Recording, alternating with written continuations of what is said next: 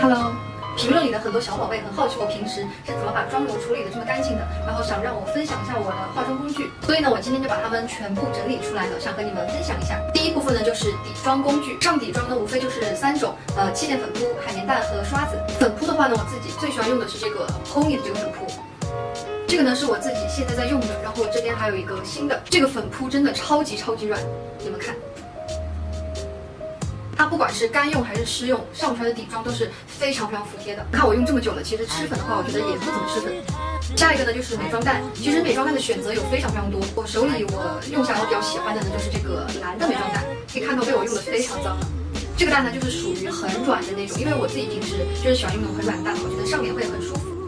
超级 Q 超级软，它的价格呢可能会比其他蛋稍微贵那么一点点，但是它的质量呢超级好，我用了很久了，完全一点坏的痕迹都没有。如果你和我一样喜欢很软的蛋，一定要去试试这个蓝的美妆蛋，真的绝了。粉底刷呢，我手头最常用的2把呢，一把是这个，一把是这个。这把呢是防红画笔的6号笔刷，我喜欢它的原因呢，第一是因为它便宜。第二呢是不仅它便宜，它还耐造。它的毛质呢就是这种回弹性很好的尼龙毛。我一般就是先会用它去蘸粉液，然后在脸上它薄薄的给它刷开，然后再用美妆蛋去给它铺匀。这样子上出来的底妆呢就是非常服帖的，而且会比我们单用美妆蛋去上底妆遮瑕度更高。还有一个我很爱用的粉底刷呢，就是这个完美日记的002号，它是一个这种斜面的设计，而且毛是很密实的。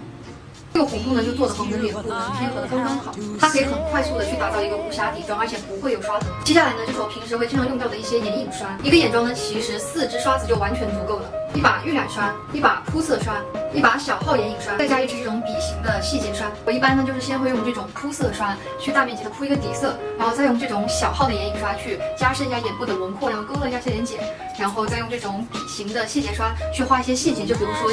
卧蚕的提亮、眼头的提亮，然后过程中呢也会用到这种晕染刷去将我们的颜色过渡自然。这4支眼影刷呢，它其实是一个套刷里面的，就是你们问的很多的这一套蓝色的刷子。这个刷子的品牌呢叫美卡芙优，而且非常平价。我记得我当时是有活动的时候买的，大概70块钱左右，现在应该就是80块钱。这套刷子的毛质呢都是那个纳米丝毛，它的毛质很软，而且完全不会扎脸。反正呢就是不管从它的毛质还是外包装来说，都是做的很有质感的，性价比很高。如果你是新手宝宝的话，我还是蛮推荐你试一下这一套的。像我在化不同妆的时候呢，也会搭配一些不同的唇妆，所以呢在我去处理这些唇妆的时候，我就会用到2样小东西，也想和你们分享一下。第一个呢就是这种一次性的棉签，这个的话呢就没有那么多讲究，只要是年轻的话都可以。这个呢我就会用它来去模糊唇边，会比我们的手指直接去这样抹出来更精准更干净。它还可以去修改一些我们化妆画错的地方，就眉毛、眼线、眼影，它都是可以去稍微修改一下的。反正我是觉得你化妆的女孩子，你手边常备1盒这种棉签的话是很方便的。再一个呢就是这种一次性的唇刷，它呢就长这样一个样子，其实是和我们唇釉里面的那种粘头是差不多的。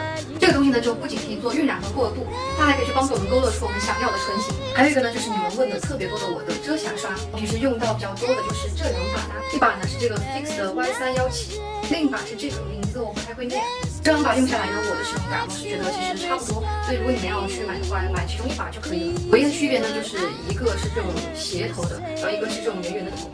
但是毛呢都是属于很密实的那种，所以遮瑕效果很好。我一般呢就是直接去蘸一点指甲膏往脸上有瑕疵的地方这样去戳，然后稍微按几下就可以遮掉了。会不会给你们演示一下？就这样戳。你看是不是超级厉害？反正就是平价好用，而且遮瑕力非常牛，是我用过最好用的遮瑕刷，一定要去试一下。很多时候呢，我觉得化妆技术固然很重要，但是选对工具呢，我觉得也同样的重要。选对了工具是绝对会让你的妆容更有质感、更加分的。我今天呢就把我平时化妆会用到的一些化妆工具呢都分享给你们了，希望对你们有些帮助吧。那我们下次再见，拜拜。